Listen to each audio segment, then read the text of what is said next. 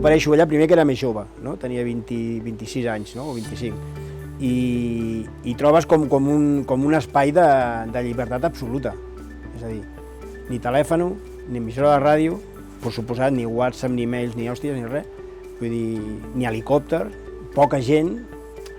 Si això t'agrada, si encaixes amb aquest sistema, és collonut, hòstia, no? Et sents allà de puta mare. Jo recordo el primer dia que em van posar el telèfon, que és una cosa necessària i que ha anat molt bé, però com un petit disgust, no? Perquè era com connectar-te amb un lloc on tu no volies estar connectat, no? Vull dir, doncs quan baixes i et connectes prou, no?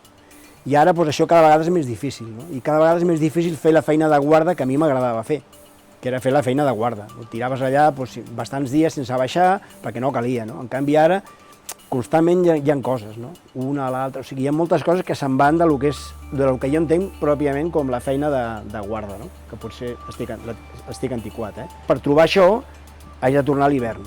Doncs quan obres a l'hivern és quan trobes aquella essència de refugi de veritat, dius, hòstia, això sí que mola, no? Vull dir, estàs allà dalt, rodejat de neu, et sents en un lloc diferent, en un lloc més inhòspit, no? Que és el que jo buscava.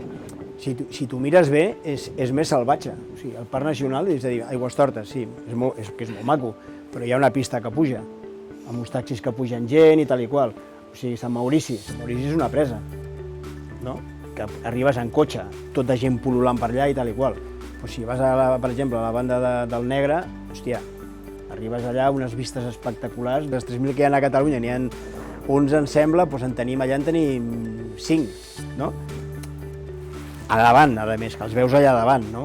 Al llac a baix, travessant allà dalt, dius, és que és una cosa que és espectacular, i la gent, sí, això sí que, la gent ho valora, no? Diu, hòstia, que el Ventosa sigui una eina per descobrir el parc, no?